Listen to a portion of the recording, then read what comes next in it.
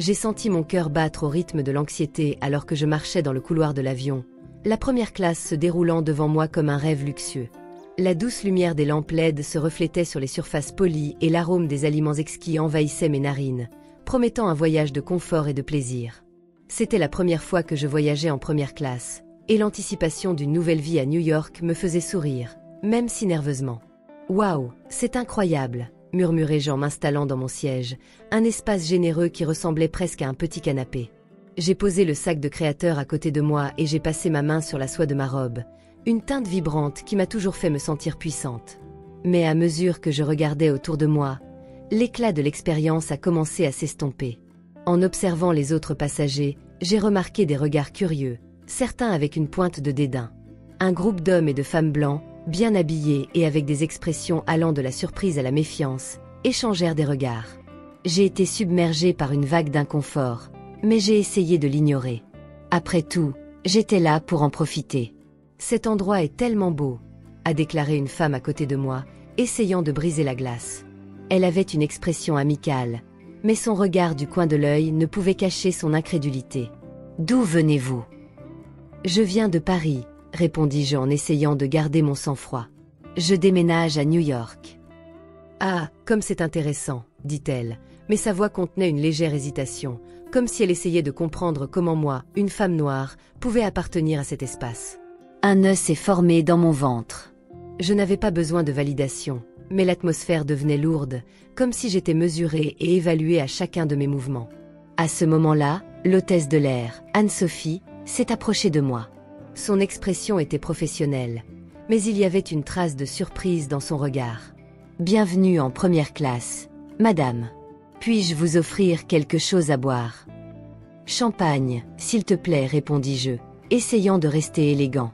Mais avant de s'éloigner, elle m'a lancé une question qui m'a laissé déconcertée. « Es-tu sûre d'être au bon endroit ?» J'ai senti le sang me monter à la tête. « Bien sûr que oui, » dit-il en essayant de rester calme. J'ai acheté mon billet, comme tout le monde ici. Elle hésita, son regard hésitant me mettant encore plus mal à l'aise. Je vérifie juste. Parfois, les compagnies aériennes font des erreurs. Ces mots résonnaient en moi comme un écho inquiétant. Je n'étais pas une erreur. C'était une femme qui avait travaillé si dur pour être là, et chaque partie de moi voulait le crier. Mais au lieu de cela, j'ai simplement hoché la tête alors qu'elle s'éloignait, ne sachant pas si je serais un jour capable de me débarrasser de ce sentiment de non-appartenance. Les murmures autour de moi sont devenus plus audibles et je me suis concentrée sur l'écran de mon téléphone portable, essayant de me distraire avec les messages d'amis et de vieilles photos. Mon cœur battait toujours la chamade et je me demandais si j'allais vraiment passer un bon voyage. Au fond, une voix me disait que, même face à tout ce luxe, je portais toujours un bagage invisible, un combat qui ne se voyait pas au premier coup d'œil. « J'espère que vous passerez un bon voyage », a dit la femme à côté de moi, mais sa voix semblait lointaine, comme si elle parlait de quelque chose que je n'entendais pas réellement. J'ai souri, mais la joie se diluait sous le poids des circonstances. Alors que l'avion commençait à rouler, j'ai regardé par le hublot, essayant de visualiser la ville qui m'attendait, sans savoir que le véritable défi commencerait là, à bord de ce vol. L'avion était en plein vol, et tandis que la douce lumière de l'intérieur de première classe illuminait l'espace, je me suis permis de rêver. L'odeur des sièges en cuir et la fraîcheur des serviettes chaudes m'enveloppaient, comme si j'étais accueillie dans un monde où tous mes rêves étaient possibles. Mais ce rêve a rapidement commencé à s'effondrer. Pendant le service de vol, un sentiment d'agitation m'a envahi. Monsieur Dupont, un homme âgé au visage sévère et au regard dur, a signalé sa présence en appelant l'hôtesse de l'air. Il croisa les bras et me regarda avec dédain. « Je ne veux pas qu'elle s'occupe d'elle », a-t-il déclaré avec un geste méprisant. « Je veux qu'un autre agent de bord vienne ici. » Le sang monta à ma tête et la pression monta dans ma poitrine. Le regard de la commissaire Anne-Sophie, qui semblait désormais hésitant, passa de moi à lui, comme si elle pesait ses mots. « Bien sûr, monsieur Dupont. »« Un instant, s'il vous plaît, » dit-elle en se tournant vers moi avec un regard mêlé de compassion et de culpabilité. « Ne t'inquiète pas, je peux t'aider, répondis-je, essayant de garder ma voix ferme mais tremblante. J'étais tellement fatiguée de devoir faire mes preuves. Si tu veux, je peux t'apporter ce que tu veux. »« Non, non, je ne veux pas de toi, » a-t-il insisté, comme si j'étais une peste. « Appelle simplement l'autre. » J'ai senti des yeux se tourner vers moi. Des murmures feutrés flottaient dans la cabine. Qu'est-ce qu'elle fait ici? Entendis-je dire une voix féminine. Ça n'a pas sa place là-bas. Ces mots tranchent comme des couteaux. L'atmosphère devenait de plus en plus oppressante et je me sentais blottie, comme si j'étais dans l'œil d'une tempête. Mes pensées se sont précipitées et j'ai essayé d'ignorer les regards et les commentaires. Je me suis retenue sur mon siège, ressentant le besoin de me cacher. Mais il ne pouvait pas. Sur un coup de tête, je me suis levée, décidant de prendre l'air. Je me dirigeais vers la salle de bain, chaque pas pesant comme si le sol m'attirait vers le bas. Dès que la porte s'est refermée derrière moi, l'espace restreint m'a enveloppée et la solitude m'a embrassée. J'ai regardé mon reflet dans le miroir et j'ai vu une femme qui faisait face à bien plus que de simples regards. « Votre place est ici », murmurai-je pour moi-même. « Tu as travaillé dur pour ça. » Mais la voix intérieure qui tentait de me réconforter était étouffée par une autre, plus insistante. « Pourquoi es-tu ici ? Ils ne veulent pas de toi. » Le bruit de l'avion bourdonnait en arrière-plan, mais en moi, tout était silencieux. Je me sentais comme une intruse dans un monde qui était censé être le mien, une femme noire dans un espace qui ne semblait pas accepter sa présence. La pression émotionnelle était suffocante et les larmes menaçaient de s'échapper de mes yeux. « Non, je ne peux pas faire ça », pensais-je en m'essuyant rapidement le visage. « Je ne me laisserai pas gagner. » J'ai pris une profonde inspiration et je me suis encouragée à quitter cette salle de bain, à reprendre ma place. Après tout, j'ai eu toute une vie de lutte et de réalisation qui m'ont prouvé que j'avais le droit d'être là. En ouvrant la porte, la réalité m'a de nouveau frappée et j'ai réalisé que la bataille était loin d'être terminée. Je retournai à ma place, essayant d'ignorer le poids du regard de M. Dupont et les murmures qui me suivraient. J'ai regardé autour de moi, remarquant les visages qui se détournaient, certains complices, d'autres indifférents. Mais il y avait quelque chose en moi qui commençait à bouger. L'indignation grandissait et je savais que je ne pouvais pas laisser ce moment définir ma valeur. Alors que je m'installais, une vague de détermination m'envahit. La lutte contre les préjugés n'était pas seulement la mienne. Il appartenait à nous tous, à toutes les voix réduites au silence et ignorées. Et à ce moment-là, j'ai décidé que je ne resterais pas silencieux. Quand je suis revenu des toilettes, je ressentais encore la pression de ce qui s'était passé. L'indignation bouillonnait dans ma poitrine, mais il y avait aussi un fil de détermination qui commençait à se tisser. Le couloir de l'avion était plus étroit que jamais et l'atmosphère était épaisse, comme si l'air était rempli de regards et de murmures. Dès que je suis revenu dans la cabine de première classe, une femme âgée aux cheveux blancs et à l'air désapprobateur s'est approchée de moi comme si j'étais un ennui pendant son voyage. « Je suis désolée, mais ta place n'est pas ici », dit-elle, sa voix étant critique, presque comme si elle me rendait service en me prévenant. Je détournai le regard, essayant de l'ignorer, mais la colère bouillonnait en moi. « Et qu'est-ce qui te fait penser que je n'ai pas ma place ici ?» ai-je demandé en la défiant de mon regard. « Ça n'a rien de personnel, chérie, dit-elle en secouant la tête, mais une femme comme toi. » Et elle s'arrêta, comme si les mots qui suivirent étaient trop lourds à prononcer. « Je pense que tu devrais être dans un endroit qui te convient davantage. » Un endroit qui me convient davantage ? Je ne pouvais pas croire ce que j'entendais. « Crois-tu vraiment que je ne mérite pas d'être ici juste à cause de la couleur de ma peau ?» L'indignation bouillonnait dans ma voix et les mots se transformèrent en un cri silencieux qui résonna dans toute la cabine. La dame parut surprise, mais retrouva bientôt son calme. « Je dis juste ce que tout le monde pense, chérie. Tu ferais mieux de t'y habituer. »« Je ne vais m'habituer à rien, » répondis-je d'une voix ferme. « Je suis architecte et je suis ici grâce à mes mérites, pas à cause d'un endroit qui, selon vous, devrait être le mien. » Les regards des autres passagers se tournèrent vers nous, certains semblant amusés, d'autres mal à l'aise. L'équipage hésite, Anne-Sophie observant la scène avec une expression indécise. Elle regarda d'un côté à l'autre, comme si elle voulait intervenir, mais hésita, craignant peut-être de provoquer davantage de bruit. « Tu ne sais rien de moi, » continuai-je, plus calme maintenant, mais toujours brûlant intérieurement. « Vous ne savez pas les difficultés que j'ai rencontrées pour arriver ici. Ce n'est pas une question d'apparence, mais de compétence et de respect. Et je l'exige de vous, ainsi que de tous les autres passagers de ce vol. Respect. » La dame laissa échapper un rire sarcastique. « Le respect est quelque chose qui se mérite, ma chère. Et tu en es loin. » À ce moment-là, quelque chose en moi s'est brisé. Impuissance et indignation se sont mêlées dans un tourbillon d'émotions. J'ai cherché du soutien autour de moi, mais la plupart des passagers semblaient réticents à s'impliquer. La pression dans ma poitrine a augmenté et une boule s'est formée dans ma gorge. C'était comme si j'étais sur un ring, luttant seul contre un adversaire invisible, et le sentiment d'isolement était oppressant. « Est-ce que c'est vraiment ce que tu penses ?» ai-je demandé, la voix tremblante maintenant mais toujours ferme. « Ce respect est une monnaie que vous seul pouvez décider qui peut l'avoir ?» Elle croisa les bras, un sourire arrogant sur le visage. « C'est la vie, jeune femme. Vous la prendrez à vos dépens. » L'indignation bouillonnait en moi, mais en même temps, une vague de résilience commençait à se former. Je n'allais pas me laisser abattre par le racisme et l'ignorance d'une seule femme. J'ai pris une profonde inspiration, essayant de reprendre le contrôle tandis que les paroles de Madame Lefebvre résonnaient dans mon esprit. « Vous pouvez essayer de me faire sentir moins qu'eux, mais je ne vous laisserai pas gagner, » déclarai-je en m'asseyant à mon siège avec une détermination renouvelée. Quoi qu'il arrive ensuite, j'étais prêt à y faire face. Pas seulement pour moi, mais pour toutes les femmes qui, comme moi, sont confrontées chaque jour au même genre de préjugés. Les mots dansaient dans mon esprit alors que j'étais assis, le cœur battant, essayant d'absorber l'intensité de la situation. Le murmure des passagers autour de moi sonnait comme un écho lointain, et je me retrouvais dans un labyrinthe d'émotions contradictoires. « Tu es forte, Claire. Tu peux gérer ça, me suis-je murmuré, essayant de trouver un fil de courage au milieu de la tourmente qui se formait. J'ai pris mon journal, un compagnon constant de mes voyages, et j'ai ouvert la couverture usée. Les pages sentaient l'encre et la liberté, et je me laissais emporter par les mots.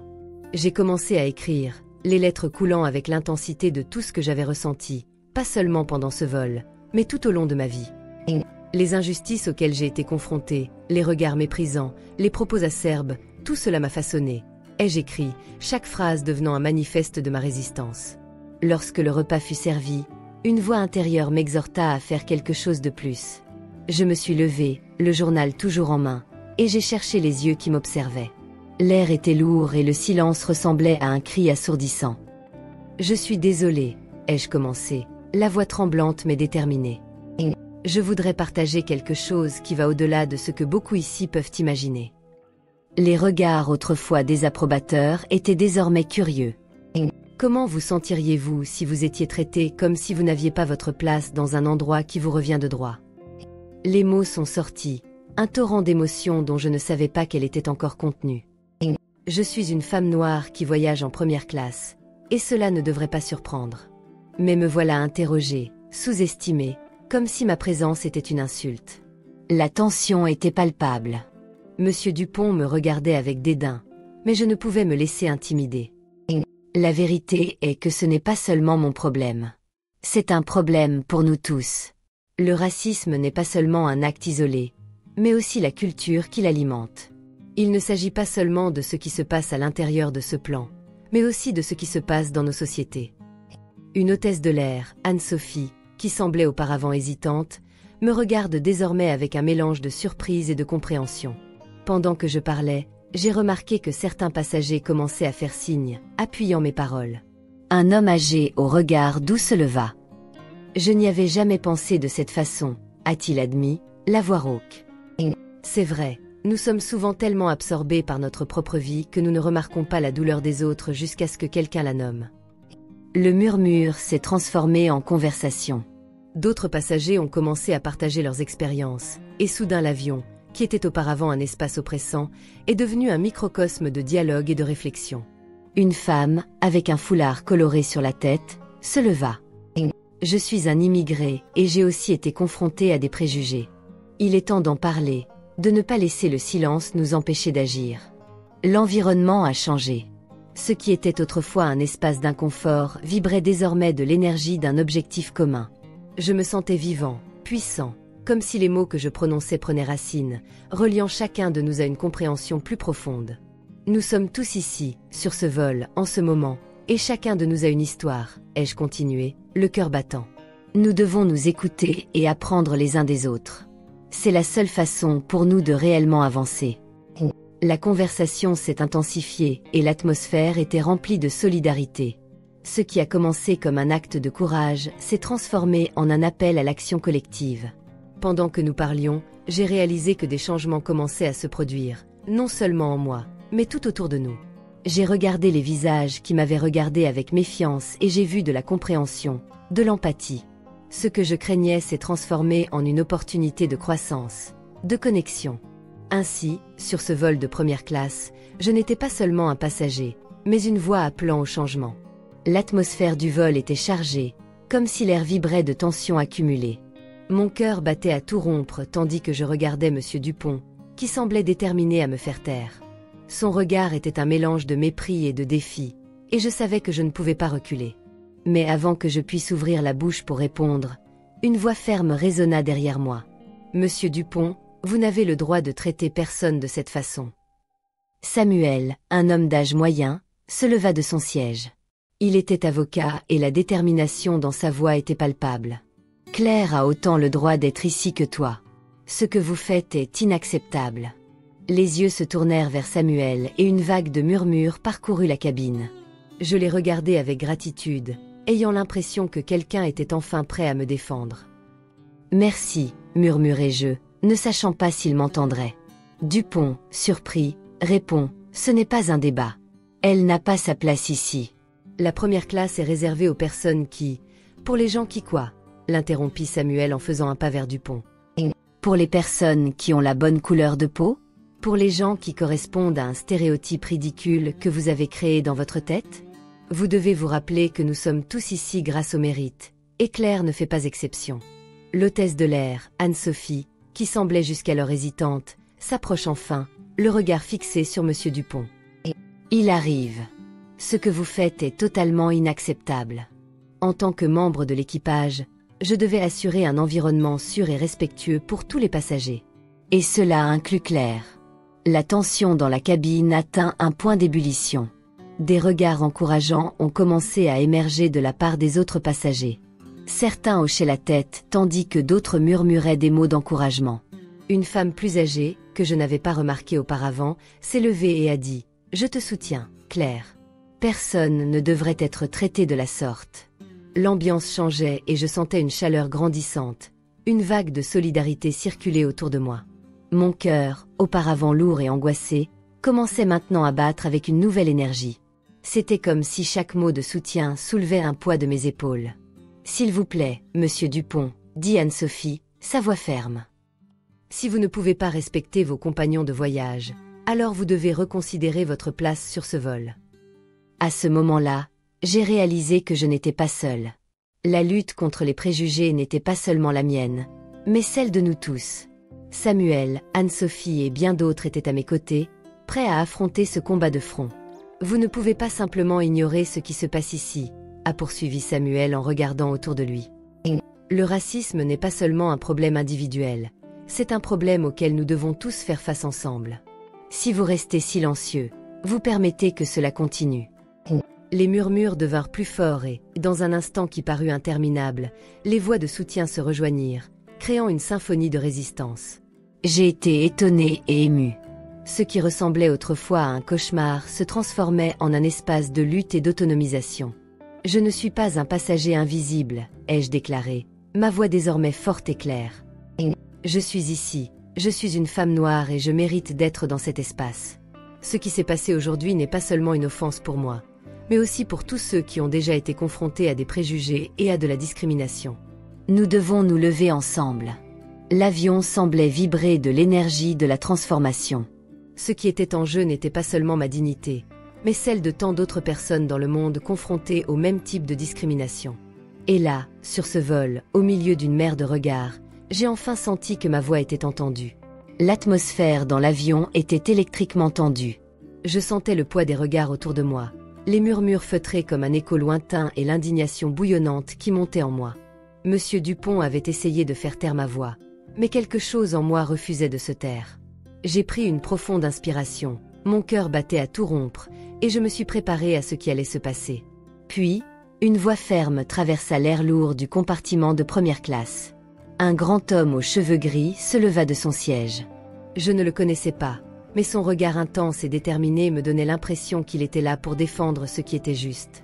« Monsieur Dupont, » commença-t-il d'une voix autoritaire, « ce que vous faites est inacceptable.